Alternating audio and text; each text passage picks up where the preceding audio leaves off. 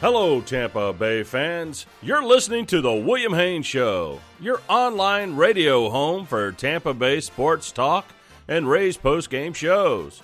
Stay tuned throughout baseball season for live coverage after most Rays games with comprehensive coverage of all 162 games from April through October.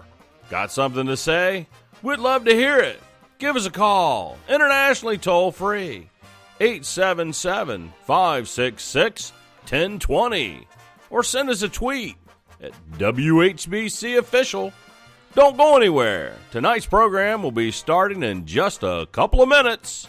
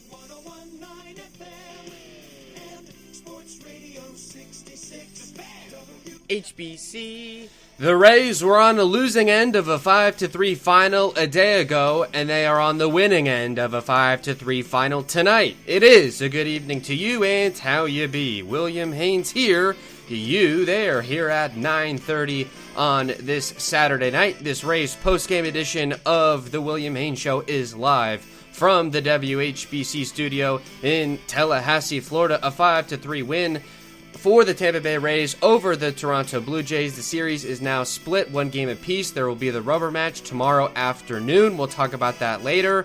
It was Ryan Yarbrough behind the opener, Brent Honeywell. I think all in all, it went pretty good. You could argue perhaps this was Ryan Yarbrough's best outing of the year. I think there's no doubt that we would like to see him continue pitching behind the opener rather than starting outright. So it looks like that will continue, and the bullpen was rather effective as well. Ryan Thompson finishing the seventh inning for Yarbrough, and then pitching all of the eighth as well. Got into a little bit of some trouble, but with some, I guess you would say, favorable calls from home plate umpire Roberto Ortiz. It was another wild affair for the home plate umpire, and there was some weird Tropicana Field ground rule stuff going on. You wouldn't expect anything less from a Rays and Blue Jays series at Tropicana Field. It seems like that's when things are always at their weirdest. And you want to talk about weird, Diego Castillo activated off the COVID IL today. He was out of yesterday's contest, dealing with some adverse effects of the COVID-19 vaccine, for which he has recently received, and he was not available last night. He was made available tonight, and with the Rays pitching with a 2-run lead in the ninth inning, Kevin Cash opts to go with Andrew Kittredge over Castillo. Kittredge getting his first save of the season, and I continue to say that he is looking as good as he ever has in a Rays uniform. I'm speaking, of course, of Andrew Kittredge. By the way, the number to call the show tonight, if you'd like to call in and share your thoughts about the Rays, 877-566-1020 with you until about 10:30 or so, as we continue our discussion of tonight's 5-3 win. At the end of the show, we will discuss or preview tomorrow's game. It's going to be Hyunjin Ryu going up against the Rays. We don't know if it's going to be Josh Fleming outright. There is talk that Luis Patino will be making his major league, or not major league debut, but his Rays debut tomorrow. He's already made his debut for the Padres. That was last season. With there was some roster moves made. Chris Mazza, after pitching 3 innings scoreless last night, goes on the injured list with shoulder inflammation. So yet another arm is down, and it looks like it's going to be more of a long-term thing. They're not even going to evaluate him again for another 10 or 15 days. So they're going to shut Mazza down completely. And for a guy that's built out to pitch multiple innings in an outing, it's going to be a while, I would imagine, until we see Mazza again. Castillo was activated back up, and Patino activated to the taxi squad. They also had to make a 40-man roster move. So Grion, the catcher that they signed off of waivers from the Reds, they DFA him. So I imagine he'll probably get picked up off of waivers, and if he doesn't, he'll just be outrighted to, I guess, what is now the alternate training site, or AAA Durham, whenever that day finally comes, as we're probably a couple weeks away from minor league baseball, I believe. So the roster moves being made. It was the 40-man spot because they added Lewis Head, so that's a little bit intriguing that they selected a reliever that was not even on the 40-man. So they did have to DFA Grion.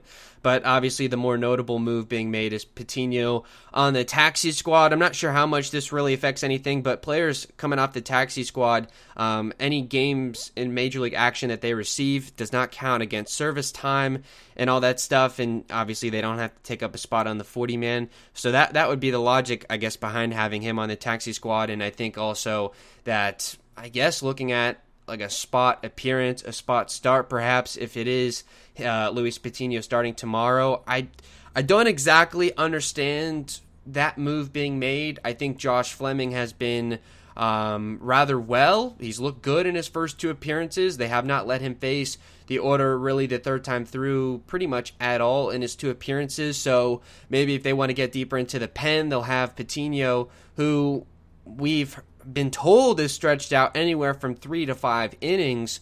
So is that a situation where we're talking about a tandem start, maybe 3 innings each from Patino and Fleming? I'm not exactly sure what Kevin Cash and the Rays are thinking with that.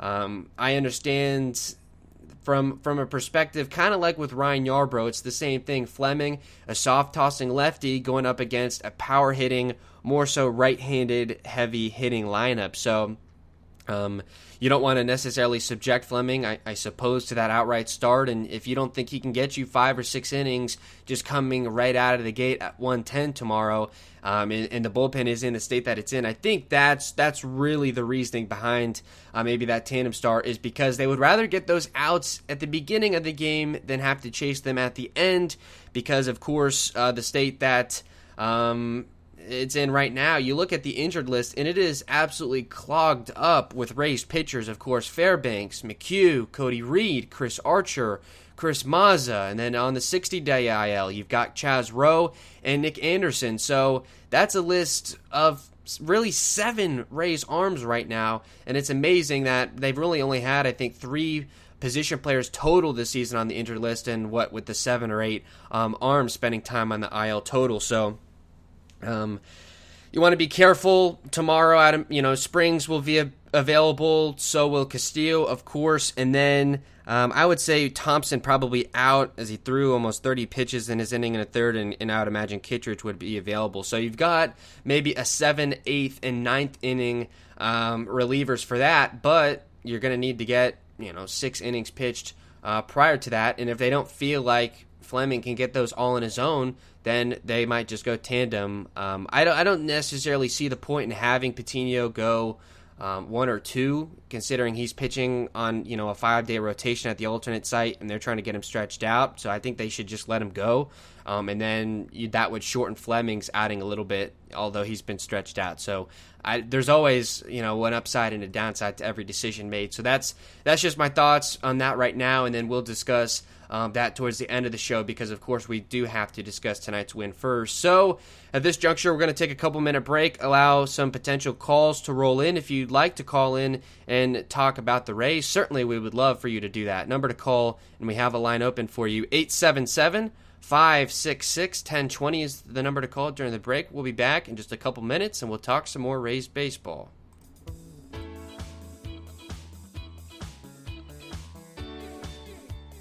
You're listening to the Rays Post Game on the William Haynes Show. We're live most nights within 15 minutes of the final out to break down everything that happened in that day's game and take listener phone calls to get your thoughts. As always, you call the show at 877-566-1020 or tweet the show at WHBCOfficial. Like you to remember that archives of previous shows can be found on this show's page on Speaker.com and also on the WHBC YouTube channel. We look forward to having some of you on the show. Thanks for calling in.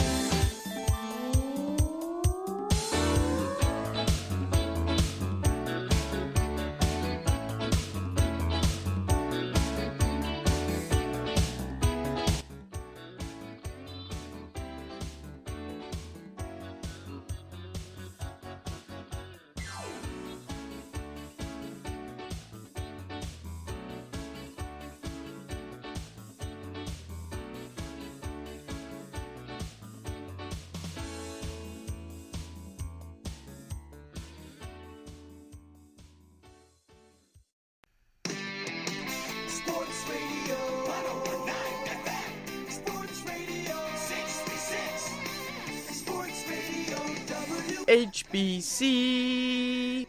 And at 9:39, we return on the William Haynes Show, continuing our discussion with tonight's Rays 5-3 win over the Toronto Blue Jays. Again, out of the break, the number to call if you want to talk Rays, we have a line open, 877-566-1020. But with that being said, for the victorious Rays, it was 5 runs on 6 hits, 1 error for them defensively. And then for the losing end Blue Jays, it was just 3 runs on 9 hits. So they do out-hit the Rays, and 2 errors for them defensively. There was 3 errors for them in Game 1, another 2 tonight as they've continued to hand the Rays extra outs, extra opportunities. The Rays were finally able to capitalize on 1, so if you count, I guess, the total 5 errors that have been made so far in the series by the Blue Jays, really only 1 has led to runs, and that would be the E5 off the bat of Manuel Margot in the 8th inning, where they were able to put up a couple of runs.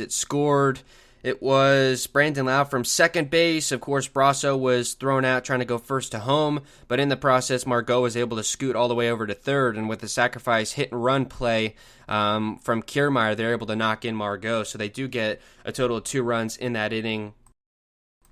And, you know, obviously going into that bottom frame in a tie game, those 2 runs gave the team a 2-run lead, and thankfully, thanks to Andrew Kittredge in the 9th inning, got a little bit hairy there, not too bad, but they did get the tying run to the plate. But either way, that finally they were able to capitalize. The other error made in the game, I'm trying to see, so Mike Zunino led off the 5th inning, and he was able to get all the way to second base on an error that was from Marcus Semien, who traditionally has been really good defensively. I know he played 162 games at shortstop for the A's a couple years ago, but he just missed the throw to first base, and Zunino was able to get all the way to second with no outs. And of course, the next 3 Rays were retired, and they were not able to bring him in. And that was kind of the same theme as last night, as they were getting handed extra outs, runners in scoring position. Not just an error that allows a man to first base, multi-bag errors, a 2-bag error. I mean, that's the fact that they're not able to bring them across the score more times than not is incredibly concerning. I believe Dave Wills on the broadcast tonight was saying that the Rays so far this season are batting about 220, 230 with runners in scoring position, which I think is just good for about 23rd best in Major League Baseball out of 30 teams. But I believe they're the 4th most plate appearances with runners in scoring position this season. So they're getting more opportunities than just about anyone else, and obviously they're squandering them more than just about anyone else. They go 0 for 6 with runners in scoring position tonight on a day where they score 5 runs, so thank you to the long balls and to all the errors defensively, and they leave a total of 5 men on base. You put that in comparison to the Blue Jays tonight, which I guess is even worse for them. They go 2 for 10 with runners in scoring position and leave a total of 9 men on base. But give credit to the Rays pitching for how they're able to shut them down, mainly Ryan Yarbrough with his scoreless 5 2/3 innings of work in the bullpen, able to do what they did. Ryan Thompson and Kittredge combining for 2 1/3 of no runs. And I guess we'll start with this. It was pretty much kind of the same script as yesterday, where the Blue Jays in the top of the first were just obliterating the Rays starter. A day ago, it was the Rays ace, Tyler Glasnow. Tonight, they go with the opener, Brent Honeywell Jr., making his 3rd appearance of the season. His last time out in Kansas City was a little bit hairy. Came out in the middle innings. He gave up his first home run as a major leaguer and then gave up a walk and a single after that. So there was precedent for him not responding well to being in some tough situations. And kind of the same outlook tonight for Honeywell. You know, we've come, it seems, in the wrong direction from his major league debut, where it was 2 perfect innings against the Yankees. I understand that New York, while they did win tonight 2-1, they've continued to have struggles offensively. So I guess maybe he's pitching against a little bit better lineups in Toronto and Kansas City, but that's of course objective to whoever you're asking, obviously. But you know, started really good and then trended down is my point. It seems like I don't want to necessarily say a control issue for Honeywell, although he did continue to miss glove side, which we've seen, especially, you know, to right-handed hitters a lot. So I don't love to see that. That's a trend that we've seen. And then when he's getting them in the zone, sometimes he's just kind of hanging pitches, and that's where the home run came from. So pretty much, again, the same exact script as last night. It was the leadoff single to Cavan Biggio on a fastball that was just kind of middle, then struck out the next 2. So you're thinking, okay, it's just going to be a quick inning, and maybe Honeywell was going to work into the 2nd and potentially 3rd innings of this ball game, depending on how the Rays wanted to play this. Instead, it was a single for Rowdy Tellez that put a couple of men on. It was runners at the corners at that time with 2 outs, and then to Randall Grichuk, who hit a home run last night, a solo shot. Tonight in the first inning, 4:07 to left on an 0-1 count.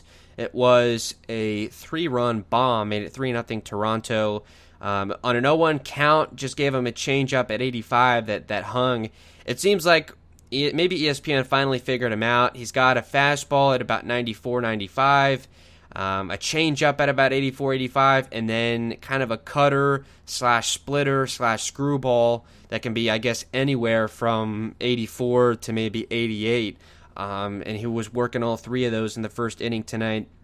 But after that home run, he walked Simeon. He started 0-1, and then just 4 pitches again that missed all glove side. So I don't know if that's a mechanical issue or what. You know, after giving up the home run, maybe he's just kind of overthinking some things. I understand, you know, he's still a youngster. You know, this was only his 3rd major league appearance, so he's still trying to work through some things. A lot of stolen base as well. And then Lourdes Gurriel Jr. lined out to left, so kind of routine, but that could have gotten away from them as well with a runner at second. It was on a 2-2 count and a liner on a changeup that was enticing, kind of middle part of the plate. So that's kind of what I'm trying to allude to is that's not what you want to see. A lot of pitches left over the plate, and then pretty much everything else was just outside the zone and non-competitive. And I know there was a lot of gray area in between those, you know, those 2 sides of the spectrum, but obviously as an opener tonight, his job is just to get the game started, maybe an inning or 2 scoreless. But instead, you pretty much flip the script of the entire game, spotting them 3 runs in the first inning, and we saw how difficult it was to come back from that deficit a night ago. It was actually 4 runs for them in the first yesterday, and the Rays they just spent the rest of the game chasing those runs. Kind of the same tonight. They were finally able to get the game tied up in the 6th inning. And so to have a guy like Ryan Yarbrough, who you're trying to get back on track, had a nice time out his last time, but before then really struggled. That's not the environment you want to put him in. They had him warming up even to come in the first, which to me would have, just been an abject disaster. Thankfully, Honeywell was able to finish that first inning, and Yarbrough came out in the second. And Yarbrough was really just able to get settled in, did not allow really many base runners at all. Had a couple of men on in the second, but no runs across. A 1-2-3 in the third. Another couple of base runners in the fourth. A 1-2-3 in the fifth. Faced 3 batters in the sixth. And then in the seventh, struck out the first 2 men he faced. He was lifted from cash, and then he goes to the pen. So that was pretty much Yarbrough's start. So I guess as we'll talk about Yarbrough now, I like what we're seeing from him behind an opener. I think we're finally seeing him return to the guy that he was in 2018 when he went 18-5 as a rookie and was in conversation certainly for AL Rookie of the Year. And since then, I think has been good and has been a vital part of the Rays pitching staff, but has not really pitched to that level ever since. Dave Wills was saying on the broadcast, and this I guess was via Brian Anderson on Bally Sports Sun, so maybe he shared this on the telecast tonight as well. But since Ryan Yarbrough's Major League debut in 2018, each season since then, his usage of the fastball has declined. It seems about 5 or 10% each year, and 1 mile an hour has taken off the fastball velocity each year as well. So he's begun to morph into a little bit of a different pitcher. Before, his rookie year in 2018, he was throwing the fastball, I think it was like 35-40% of the time and averaging about 89 miles an hour. And I think so far this year, it's like 15 or 20% fastballs and an average velocity of about, I think, 85 or 86. So that's intentional. Ryan Yarbrough, let's see his age. He's got to be, he's 29 years old. So it's not like he's deteriorating or anything, but he's never been, a power pitcher velocity type. But the point that I think Wills was trying to make on the broadcast is that was when he was at his best. So why do they continue to kind of change things and tinker with his game? And since then, maybe that was part of his evolution becoming a starter. That's just something maybe he felt like he needed to do to stay slippery. Because right now in Major League Baseball, I believe the average velocity of a fastball is about 92, 93. So obviously at 89, you're more closer to average. Guys might, the logic is that since that's what they're used to saying, that they would be able to tee off on it. But if you go all the way down to, 86, it's going to be a little more slippery, because how often are you coming across an 86 mile an hour fastball? In today's Major League Baseball, you're really not seeing that much at all anymore. So maybe that's the thought process for the change in Yarbrough's game. And going into tonight's appearance, he was relatively pleased with his 5 innings of work in Yankee Stadium his last time out, but had mentioned he wanted to attack the zone a little more. He mentioned that, he did not want to get into a lot of hitters counts, wanted to stay in pitching counts, because obviously that's where Yarbrough sees a lot of success, and obviously led to a couple of walks last time out as well.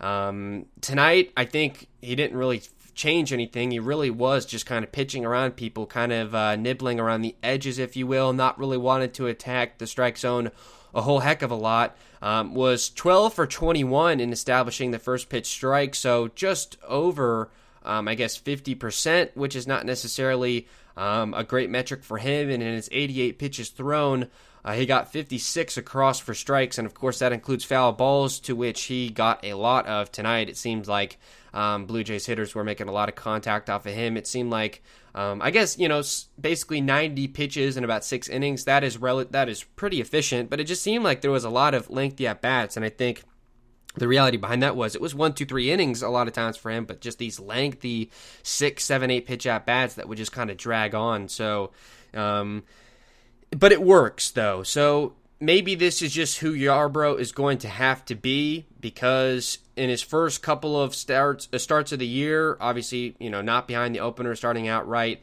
he did a lot more attacking the zone, and he had a back-to-back starts basically where I think he gave up 10 hits and 6 earned runs in, back-to-back starts, which that's not going to work, especially for your two-starter. Something was going to have to give, something needed to change. So I think, you sacrifice attacking the strike zone, but, I guess in an inverse way, it's actually working a little bit better for him right now. So I would like to see him continue because I think, if he keeps pitching behind an opener and he can give them 5 or 6 shutout innings, I mean, that's 2018 Yarbrough right there. And I think that really helps you more than just, a start outright of 5 innings, 10 hits, and 6 runs. That doesn't really do anything for you. So I think that this is Yarbrough's new spot. This is where he is. I understand maybe that's not ideal for your number 2 starter. And of course, we're still in April, so the starting rotation is subject to change at any time during the year. And I also get with the stress on the bullpen that having a guy to pitch the first inning or 2 is not ideal, but those outs are going to have to come from somewhere. And the whole point of the opener is that it's much easier to get them in the first inning than it is in the 9th. So why not don't chase them late in the game, get them early. But if they can avoid using a guy like Kittredge like they did Yarbrough's last time, an inning and 2/3 in Yankee Stadium, and rather go with the guy like Honeywell for an inning or 2 or 3, or like Luis Patino, who I guess we would suppose is going to be pitching ahead of Josh Fleming tomorrow, and then after that you just go to your traditional bullpen. I think that's the way to go, and that's how they're going to have to maneuver things, because where they're at right now, the Rays, they've got a lot more bulk guys than they do one-inning guys. So you play to your strength and use those bulk guys to your advantage and get innings from them. Maybe they're not effective enough to pitch consistently late in games. They don't want Honeywell pitching in the 6th and the 7th, so just get him his inning or 2 of work at the beginning of the game in the 1st. So that would be my explanation of what's going on right now. From the pitching side, and a no decision for Yarbrough. The game was tied when he left, and so Ryan Thompson was able to get credited with the win. We'll talk about Thompson now. So the situation for him, he came on with 2 outs and the bases empty in the 7th.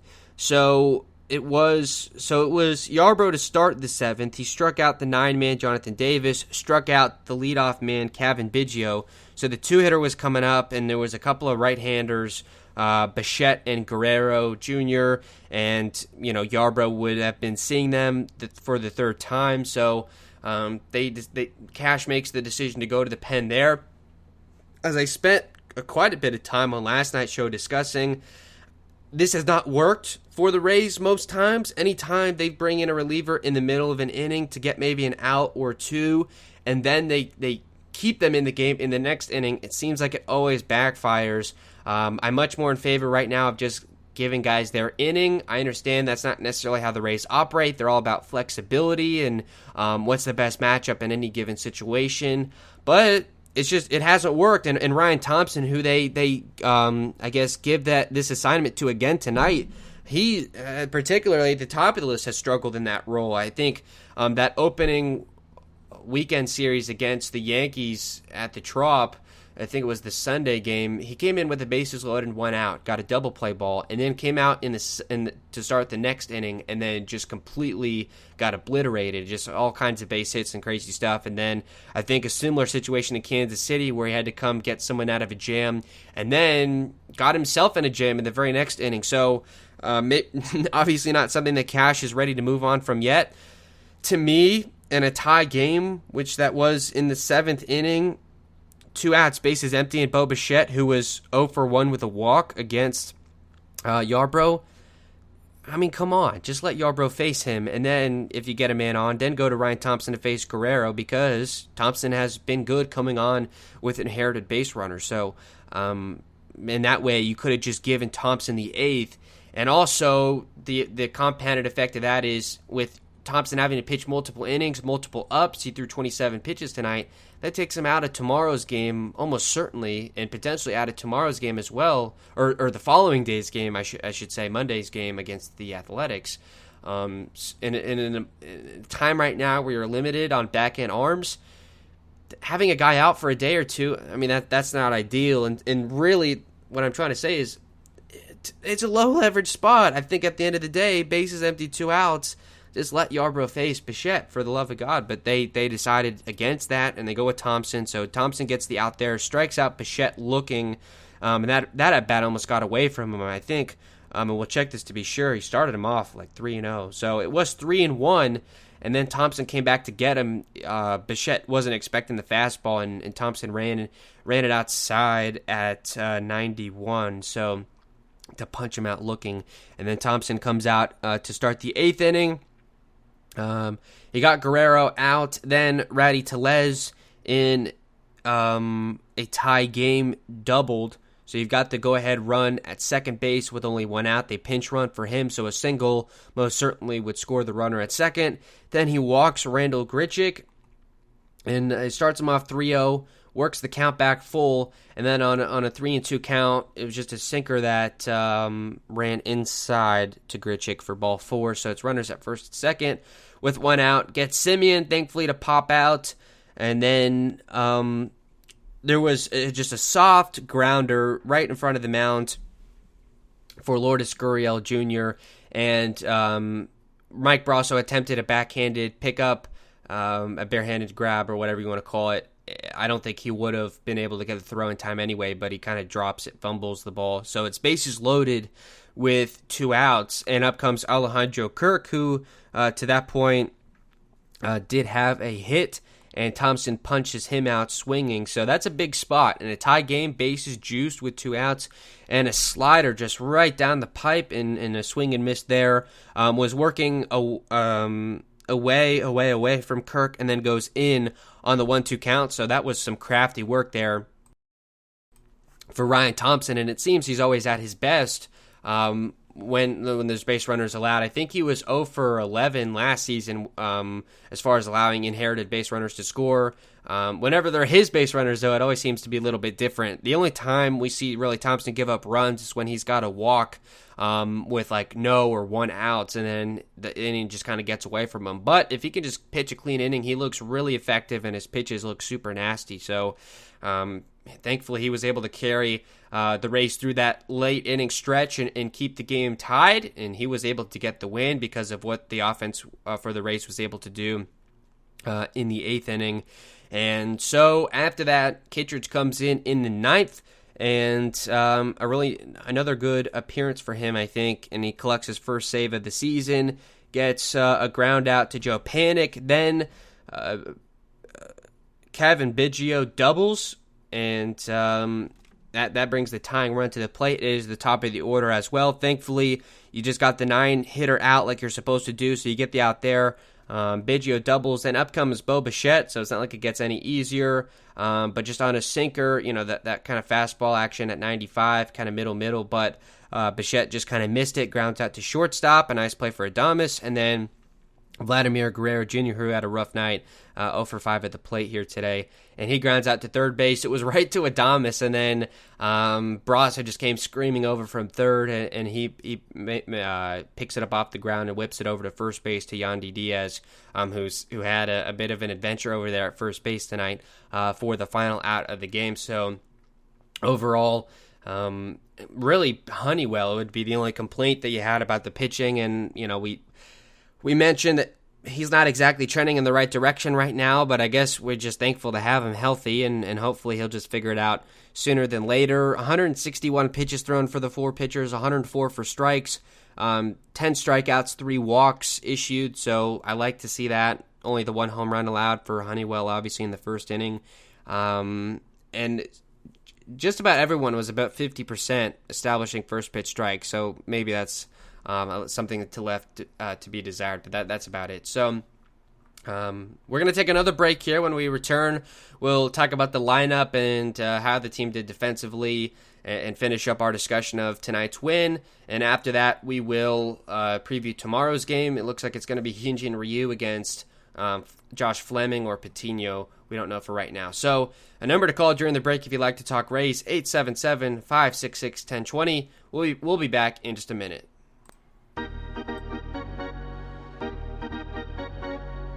Hey Rays fans, William will be right back. We're in a commercial break, so don't touch that dial. Remember, you can call us internationally toll-free at 877-566-1020 or tweet us your thoughts at WHBC Official. Also, we'd like you to stay tuned for William's other podcasting projects at speaker.com/user/WHBC.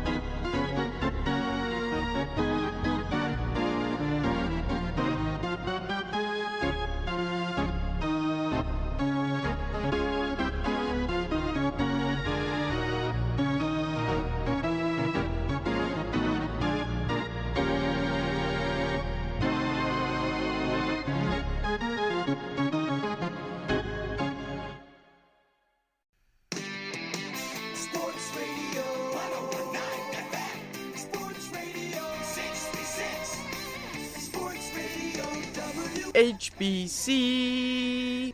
And at 10:03, we are back on the William Haynes Show, continuing our discussion of tonight's 5-3 win over the Blue Jays. Again, number to call, 877-566-1020 if you'd like to talk Rays. We talked about the pitching. Now we're going to talk about the lineup. So the lineup card that Cash sent out today. Defense first in the outfield from left to right. They go no-fly zone in the outfield. Margot in left, Kiermaier in center, Brett Phillips in right. And then in the infield from third to first was Mikey Brasso at third, Adames at shortstop, Brandon Lau getting back in the lineup at second base, Yandy Diaz continuing to play at first, Mike Zunino was the catcher, and Randy Arozarena was the DH. So this was unique lineup number 21 in game number 21, so they've not reused a lineup yet this season. I don't know if there's a team is it even possible to have 162 unique lineups? If anyone was going to do it, it would be the Rays this year because they like to shake things up. The main differences from last night, they get Brandon Lau back in the order. They get Mike Zunino back at catcher over Mejia, and they go a little more defense heavy in the outfield, getting Brett Phillips back in the order. So, they're typical, if we're talking postseason or I guess, opening day, that kind of thing. The traditional outfield would be Arozarena, in left, Kiermaier in center, maybe Meadows in right, depending on how they use the DH. But when they want to go defense, you have Margot and you have Phillips take the corners. And what's really unique about that is those are three guys that came up by trade as center fielders. Kiermaier with the Rays, Margot with San Diego, and Phillips with Kansas City. They all came up as center fielders. So you talk about covering that ground in the outfield, the Tropicana field. There's no three better guys to do it than those three. And so with a lineup in Toronto that puts the ball in the air a lot, and there was obviously some adventure out there yesterday with Arozarena making that running grab because Kiermaier, I guess, lost it in the roof. And things like that. They decided to go a little more defense heavy, and that shifts how they use the DH. And so facing the lefty Robbie Ray, they decide they don't want necessarily Meadows in the lineup again, so that's fine. And so they're able to use the DH on Randy Arozarena to keep his bat in the order. And so that's basically how the lineup differs from last night. And then also Joey Wendell taken out in favor of Brasso, who finally I think is maybe trending back in the right direction after going through a bit of a slump for a while. His last 20 or 25 at-bats or so has not been great, but finally did get back on the board with the second home run of the year tonight. And the thought process with Wendell, I mean, I know they just had the off day, but good to get him a day off, I think, especially against the lefty. Maybe Robbie Ray isn't the greatest matchup for him with some of his kind of swing and miss stuff, especially stuff outside of the zone. I know he's been kind of the Rays' best hitter this year, but this was kind of a righty-lefty thing, and I guess you would say ultimately it paid off because over 6 innings against Robbie Ray, they were able to scratch across 3 runs, and those came on a couple of homers. So the Rays relying more on the long balls and the extra base hits tonight to get things done, and that's to our point about scoring in different ways. And last night it was just kind of, I believe the top of the order getting most of the hits, and the bottom of the order was not effective. They only had 4 of the 9 men in the lineup get a hit last night. Tonight it was only Brandon Lau, Adames, and Phillips who did not collect a hit, and it looks like 7 of the 9 got on base at least one time. So things were spread out much different. They were getting, not a whole lot of offensive output, but getting some from every part of the order. Obviously the top, middle, and bottom, so that was good to see. The way that the lineup was structured, Yandy Diaz led off again, and a lot has been discussed about that, mainly for me yesterday. Arozarena in the 2 spot, Brandon Lau batting third. Mike Brasso was the cleanup man, followed by Margot and Kiermaier, and a 7-8-9 of Zunino, Adames, and Phillips. It's interesting, I think, kind of first impressions from that order, that Mikey Zunino moving up to the 7 spot. Usually he's in the 9 hole when he's playing, and that's what we liked about Mejia, is that when Frankie Mejia is in the lineup, they can have someone else bat 9th, but they just moved Zunino up a couple spots, and he ends up going 1 for 4 with a homer and gets to second base on a 2-back error as well. So I think certainly you're happy with his performance tonight, and I think maybe the presence of Francisco Mejia is getting the best out of Mikey Zunino right now. The competition maybe he's responding well to it, and he's already got 4 home runs on the season, which is absolutely terrific, kind of picking up where he left off in October of last year.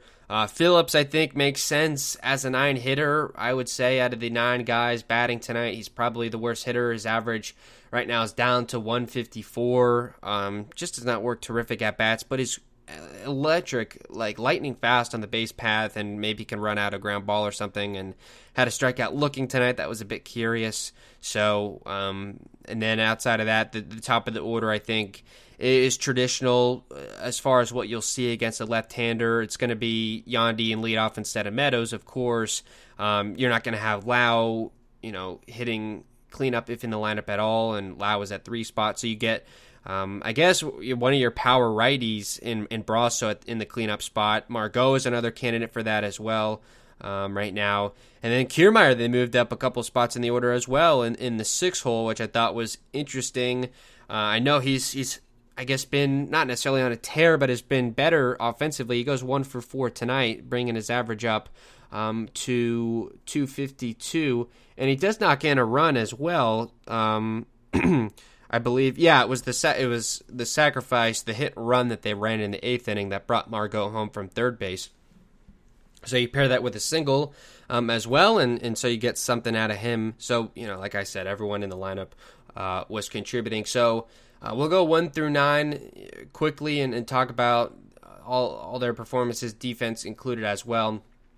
Yandy Diaz, I think, maybe the most interesting of which. He goes 1 for 4 tonight. No walks, 2 strikeouts, which is a bit rare to see from him. Was struggling, I guess, a bit, maybe with Robbie Ray there. His average is down to 254, an on base of 405, and he's the only hitter in the race order that has an on base of 405. There's only 2 that have an on base above 300. That would be a Randy Arozarena at 341. So Yandy Diaz getting on base a ton.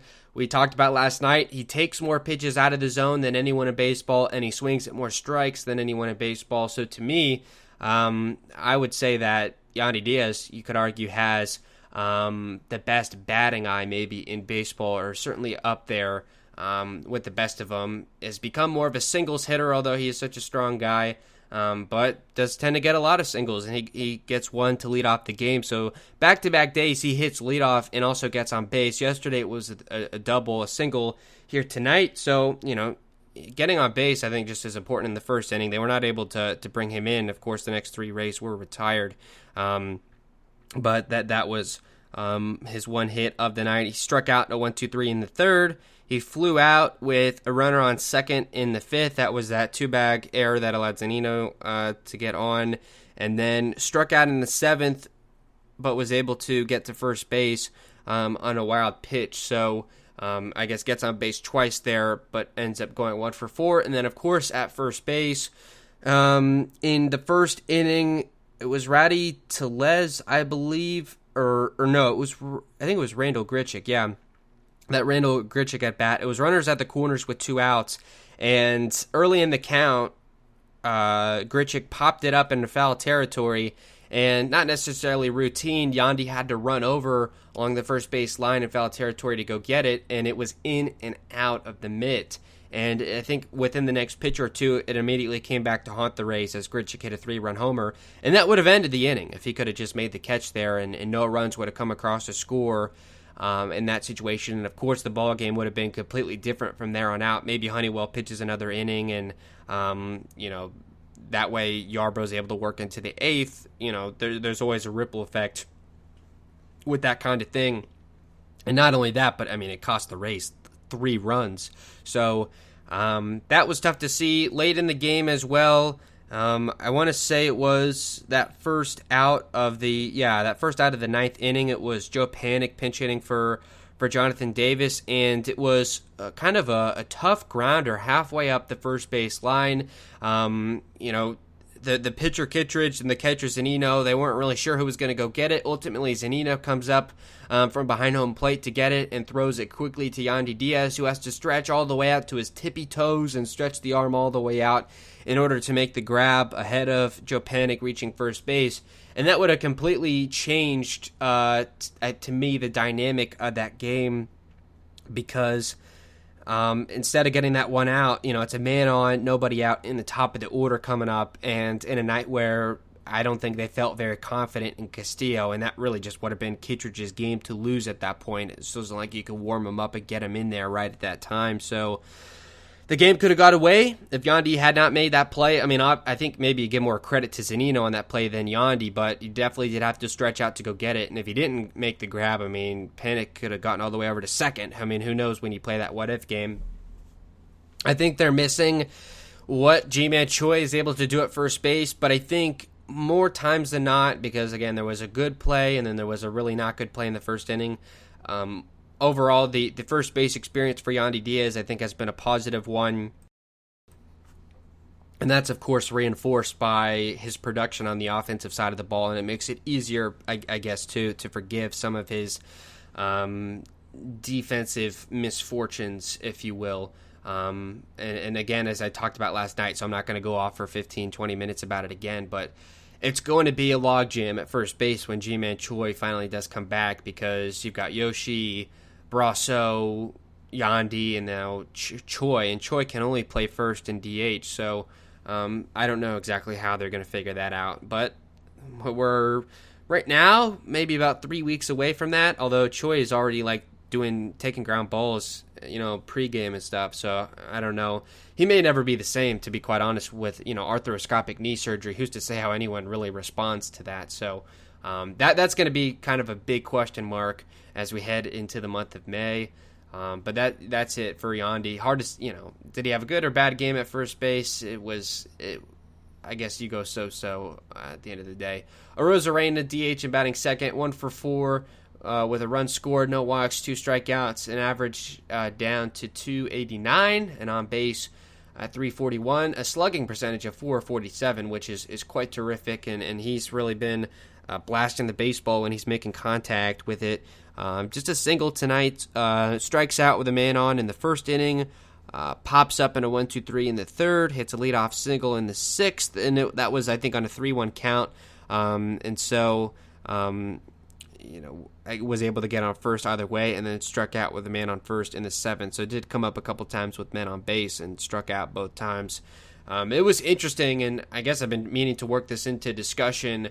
Robbie Ray, the starter for Toronto, Ray is basically known throughout his career as, the starting pitcher with the worst control maybe in baseball, and a guy that walks more than anyone else. He's averaged about a walk per inning in his 2 starts so far this year going into tonight, and I think had 6 walks in 5 innings his last time out. He goes 6 innings, 9 strikeouts, 0 walks. I mean, did not look like Robbie Ray at all. I mean, for a while there, the guy was dealing outside of those 2 home runs, was really pitching terrifically. And that, I guess that's what did him in, and ultimately what was a no decision. 94 pitches, 67 for strikes, and he was 17 at 25 and establishing the first pitch strike, which kind of set the tone as far as not walking anybody. The Rays didn't get a man on via the walk until the leadoff man in the 8th inning, which ended up being the go-ahead run, and another walk right after that were the 2 bases on balls that the Rays had all night. So that was not what we expected. Going into tonight, I had predicted another 4, 5, 6 walks from Ray, and that the game was going to come down to whether or not the Rays were squandering those opportunities with runners in scoring position. Well, they go 0 for 6 in that regard tonight with men on second and third. And I guess, they're still able to score 5 runs. So nothing is really changing in that regard, and it's just something that the Rays are going to have to win in spite of doing. So that's about it. But for getting back to Rosarena, Ray was pitching to him, which I thought was kind of interesting, and struck him out once, and then he struck out against Anthony Castro in the 7th inning, and his strikeout numbers, I think he's striking out about 34% of the time in his at-bats this year, so that definitely is too high, especially for a guy that's going to bat, in the 2 spot routinely, day in and day out. Brandon Lau getting back in the order, hasn't played in about 2 or 3 days, goes 0 for 3 tonight with a run scored, a walk, and a strikeout, an average that's down to 174, but talk about drastic difference between batting average and on base. He's getting on base about 30% of the time, 296 the average for him in that regard. Flew out with a man on first in the first, flew out to left to start the 4th. I think it put a pretty good ride on it. Struck out looking with a man on first in the 6th, and then that leadoff walk in the 8th. He was looking to put down a bunt to start the 8th inning, and it was Jordan Romano that ended up walking him anyway. So that was kind of an interesting dynamic. And then Brasso showed bunt on the first pitch of that at bat too. So that's kind of a narrative or a storyline that's kind of faded away that was taking place in spring training. That hey, they're really going to try and bunt, not necessarily with men on base, but to get on base and to bunt against the shit. And the Blue Jays were putting some pretty drastic shifts on some of these guys tonight. The 4-man outfield to Zunino where he homered anyway. That was pretty cool. And so they do try it tonight, and they have not done so in a while. So I don't know if it's something that's going to be making a comeback, or it really just depends, because there's some teams that just do not shift at all. Like I think the San Francisco Giants or one of those teams, or the Phillies, they only shift like 10 or 15% of the time. I think the Rays are shifting like 60% of at bats, which is like insane. So it just depends on who you're playing, I guess. And we have not really seen it reign to success much. I mean, the only guy that I know can bunt in this order is Margot, because we've seen him do it as a Ray, and obviously playing in the National League for a couple years for the Padres, he's used to doing that as well, because it's obviously in the NL, that's something that takes place a little bit more than in the American League. So interested to see that continue for sure. And then for Brandon Lau, doesn't collect a hit, but ends up scoring the winning run. So I guess all is forgiven, and did look pretty good over there at second base. It's going to be a process getting him going. I was a bit curious about that, because he hit home runs in back-to-back days. Team gets the off day, and he doesn't play yesterday. And so it's almost like you have to kind of start over from scratch. It's not like you can ride the wave because you haven't played in 2 days. So, but I understand the matchups, lefty on lefty. But Brandon Lau splits, I think, have been pretty even so far in his career. So, take that how you will. Mike Brasso in the cleanup spot tonight, 1 for 3 with a home run. So the run scored and the 2 knocked in, 1 walk and 2 strikeouts. An average right now that's up to 214, and he hopefully gets out of the slump that he's in. 283 on base and a 429 slugging as he continues to get more normal everyday playing time. A very frustrating start to the game. Struck out in his first 2 at-bats in the first and the 4th inning, then comes up in the 6th against Robbie Ray, and ultimately did him in that at-bat. So it was Rosarena at first and 1 out, and on a 1-0 count, the knuckle curve that Robbie Ray pitched to him in that at-bat, he had fouled it off a couple times in his first 2 at-bats, and finally got to it this time. It was one that was not quite as low as Ray wanted. It was more in the zone, and Brasso turns on it, a pull home run, 390 feet to left, and it scores 2 runs, a 2-run homer. I apologize if I said 3-run homer. I think I was thinking of Randy's 3-run blast last night, but kind of the same situation where a multi-run homer in the middle of the game. This one was to tie it. The one yesterday, of course, was to inch within a couple of runs or maybe within one.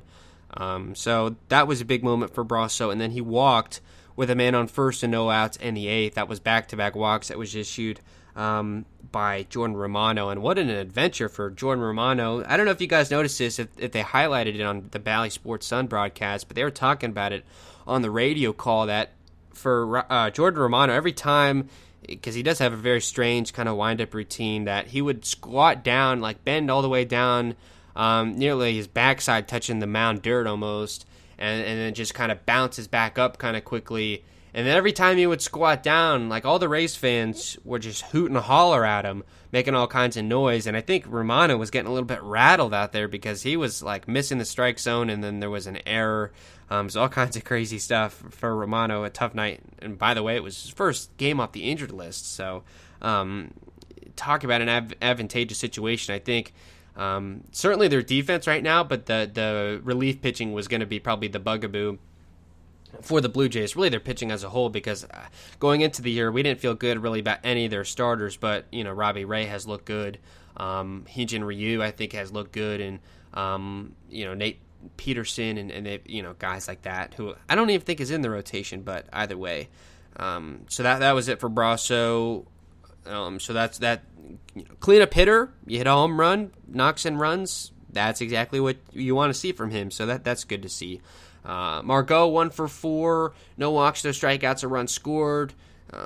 His only situation, he had a 2-out double in the 4th, and then, of course, that, I guess you call it, it was a 2-bag error, and then got to third on the throw home in that 8th inning. It was kind of a line drive off the bat, and it was the third baseman for Toronto, Kevin Biggio, who has had a rough series defensively, just goes right through the glove.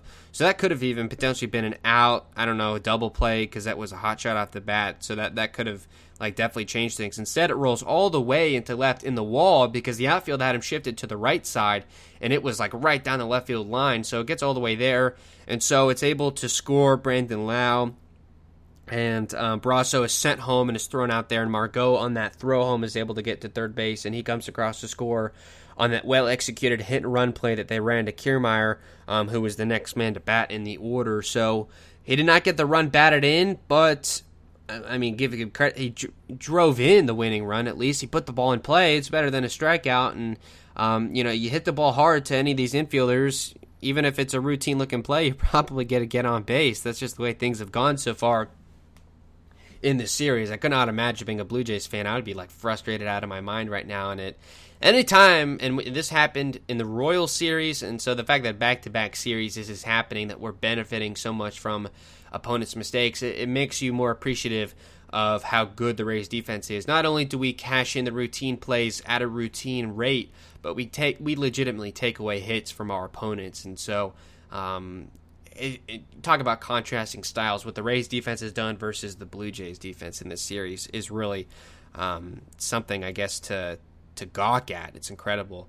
Kiermaier moving up in the order to the 6th spot, 1 for 4 with a run knocked in, no walks, a strikeout, an average that's up to 242 and on base at 265. So he's not really walking a lot. He's always been swing happy. Hit a 2-out single with the bases empty. That was after the home run, so, he got on, but they were not able to drive him in. And then that hit-and-run play in the 8th inning. Simeon had to throw home, but he decides to just, eat the play and flip it to first. So, not necessarily well executed, because on a hit and run, you don't want to just line it right to someone like that. You want it to be kind of more of a soft grounder. But Margot had a good jump on the play, obviously running, I think maybe even before contact, coming home.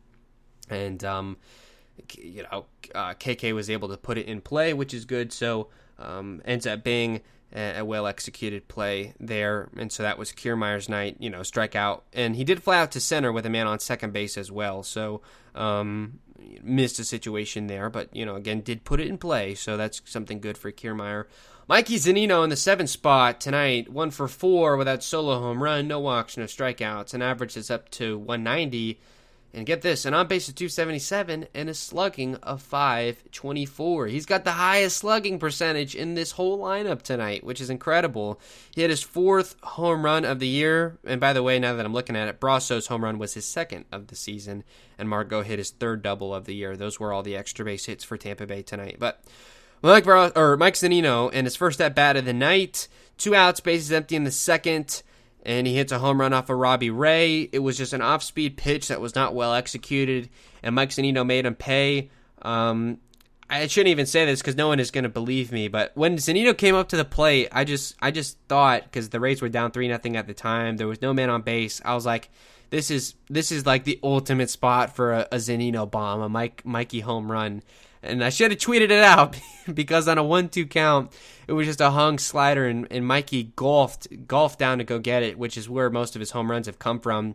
He does not do well with pitches up in the zone, but can really turn down on those pitches low, which doesn't really make a whole lot of sense for a guy of his build, but I guess it's just so strong he's able to drive it out of the park, and it ends up going 389 feet to left field. So, and then after that, so that brought the game within 2 runs, which was good, and they were able to tie it thanks to that in the 6th. Got to 2nd on a 2-bag error in the 5th, so it was a routine ground ball, but gets to second base. Pops out with a runner on first in the 6th, and then grounds out with the bases empty and 2 outs in the 8th inning, where they had already taken the lead, so non-consequential at bat for him there. So anytime you get a Zunino bomb, we were thinking in a 162 game season, he maybe gets you 20, 25 of those, like 25 being upside. So the fact that we are through game number 21 and he's already got 4, I don't know the math, what pace that would be, but I think that's a pretty good pace. I don't know if he'll keep it up, but towards the end of last year in October, some big home runs, including in the World Series and the ALCS. I think too he was coming up in big spots, including in Game 7, if I'm not mistaken. And then to see him kind of translate that over to this year, and I think it's not really being talked about, but I think that competition between him and Mejia is really getting the best out of Zunino right now, so that's cool to see. Adames, and then by the way, because I missed this, defensively, Zunino did have a good game at catcher. Mejia caught Yarbrough's first game, but then since then it's been Zunino, so I guess the Rays maybe like that rapport better, and they don't have to have a catcher play back-to-back games right now if they don't want to, so that is maybe why Mikey was in the lineup, and that righty-lefty against Robbie Ray potentially as well. I'm sure they faced each other quite a bit. I did not see beforehand. And all those other guys I mentioned in the lineup, I mean, everyone was great defensively. Mikey at third, the whole outfield, Margot in left, Kiermaier in center. Brett Phillips almost made a spectacular play diving on a line drive in right field, but was not able to get it. I think that was that. I want to say that was the double in the 9th inning, if I'm not mistaken, for Biggio. But now to Adames, he was 0 for 3 with 3 swinging strikeouts, so tough spot for him there. Did play a good shortstop. This is curious. We'll be wrapping up the show here shortly if we can, but this would be something interesting to look at. He came up with 2 outs and the bases clear after the Mikey home run in the 2nd inning, and I just want to see how Robbie Ray was attacking him. So he starts off 0-2. He swings through 2 fastballs, just middle of the plate, 96, 97. And that was just an issue for Arozarena, too, just swinging through fastballs. I mean, that you got to kind of connect with those. Gives him another fastball, so it's 1-2, and then blows another fastball by him. So he was just swinging through fastballs in the zone for his first at-bat for the strikeout. Then in the 5th, against Ray, it was Zunino at 2nd and nobody out. So gives him the knuckle curve down, and Adames chases it, then fouls off a fastball middle. So that's a pitch that literally just could have been an RBI single. Takes a pitch high and away for ball 1, and then on a 1-2 count, swings through a fastball high and away. So Robbie Ray was just toying with him tonight, apparently. And then in the 7th inning, that would have been against Anthony Castro. So let's see how Castro attacked Adames.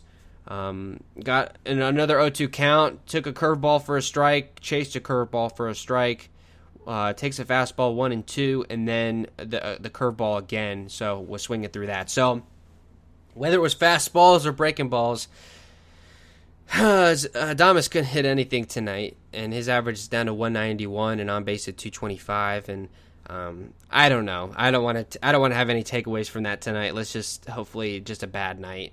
Brett Phillips as well was 0 for 3 with a strikeout as well. So not a ton for them. But those two at the 8-9 hitters, I mean, they're in the game to play defense, and they both did do a good job of that. So on a night where you score 5 runs and they both go 0 for 3, I think that's fine. And that about does it for tonight's game in 3 hours and 10 minutes, by the way. So, somewhat quick of a game.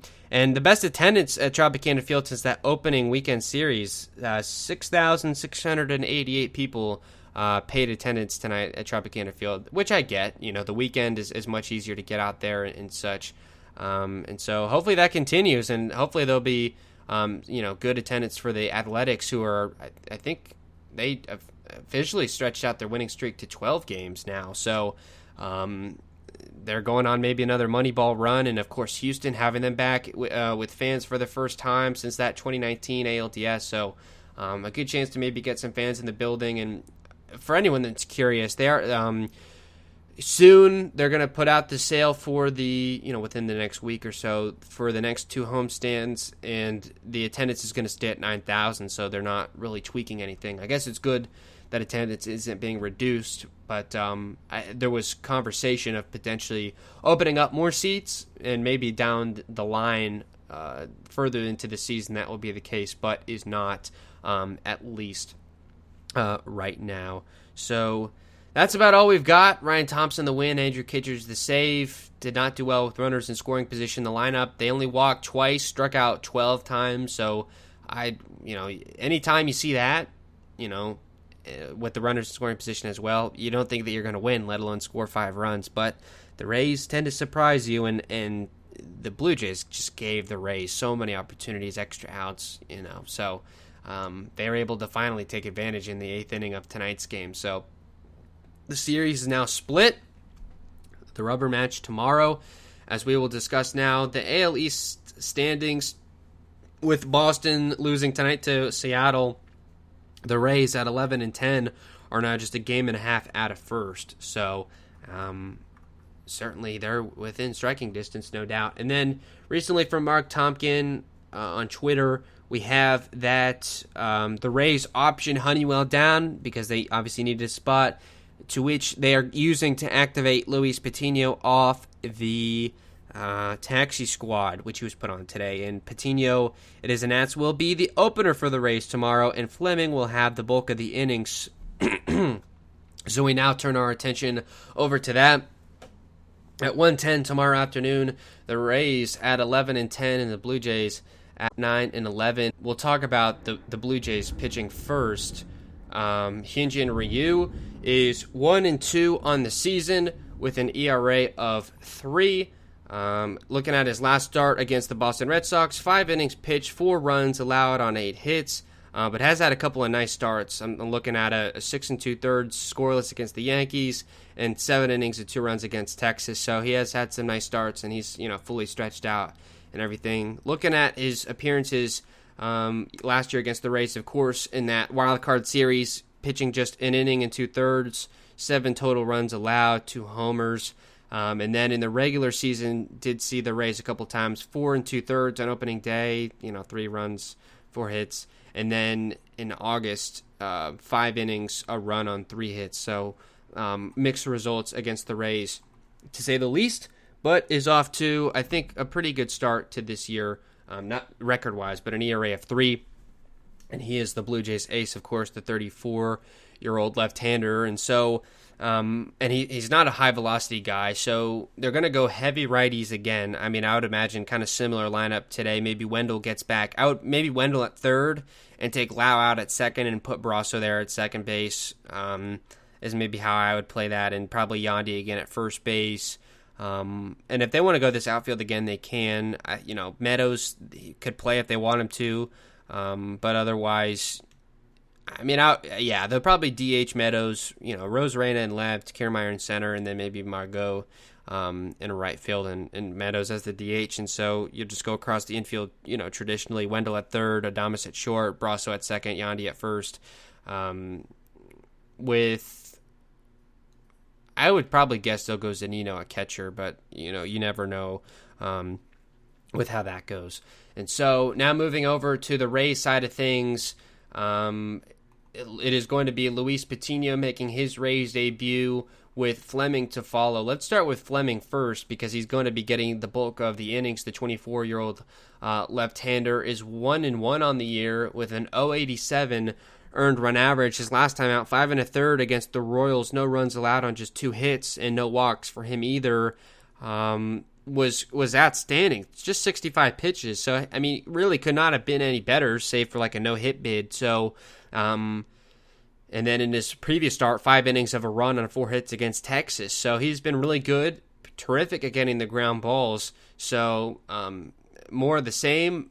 The Blue Jays are more of a fly ball lineup, which I think played into the hands of Yarbrough tonight. But so that might be not great. But they are getting that contrasted styles because it's going to be to open the power righty to give way to the soft tossing lefty Fleming later. And so we'll talk about Patino now, making his Rays debut. Again, as I said, last year with the Padres, he was 1-0 with a 5.19 ERA, and then pitched in the playoffs as well, 2 2/3 of a 3.38 earned run average. He has not pitched above single A until last year when the Padres had to call him up to the big leagues because they had a shortage of pitching. And so he was kind of thrown right into the wind, pitched out of the bullpen pretty much the whole year. Did not have an appearance of more than 2 innings. The Rays obviously are looking to have him stretched out to more of a starter. He's 21 years old. He's a right-hander, kind of the crown jewel of that Blake Snell trade, if you will, the guy that I guess has the highest expectations, if you will. And just kind of looking at his scouting report, I mean, he had a very good spring as well. Was very good throwing strikes, and he's got good stuff, too, good movement. A fastball at about 95, a four-seam, a slider at about 83, and then also mixes in a changeup at about 88. So 3 different pitches at 3, varying velocities. He's obviously very green, and if you're not familiar with that, it just means he's inexperienced, still very young. I was surprised. I thought if anyone, it was going to be Sugar Shane McClanahan getting the call before anyone else, maybe say for Fleming. But Patino's getting the call now. With him being on the taxi squad, and they don't have to use an option on him as well. So this is probably just a one-time thing. They're saying he's the opener. He's been pitching on like a 5-day rotation, like 3 to 5 innings. So I don't know, like, that kind of does not set him back if he pitches just an inning or 2, but I think with the pattern of how Kevin Cash has done this, that would be the case. The most logical to me would just have each guy, Fleming and Patino, go 3 innings each, and that gets you 6 innings into the ball game, and you've got your 7, 8, 9 guys ready to go. Kittredge, Springs, and Castillo, hopefully, if he's feeling good tomorrow. So that's how I would do things, but it doesn't really matter. If it's just 1 inning for Patino and 5 for Fleming, that gets you through 6 as well. So it's however they want to mix and match it. But very interesting to see Patino.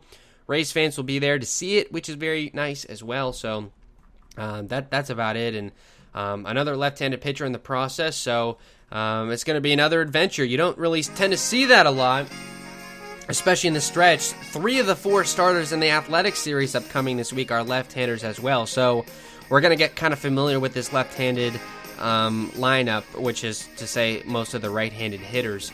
So hopefully Patino pitches well. Fleming, I think, is going to be fine. 4 or 5 innings scoreless if they want to play it that way. Hopefully the bullpen is good to go. Would like to see Castillo show that he's fine and it's not going to be a lingering thing. But we'll see. Hopefully the lineup continues to do well tomorrow. Hopefully we're talking about another win. Afternoon game will be on after the game. We'll talk to you then.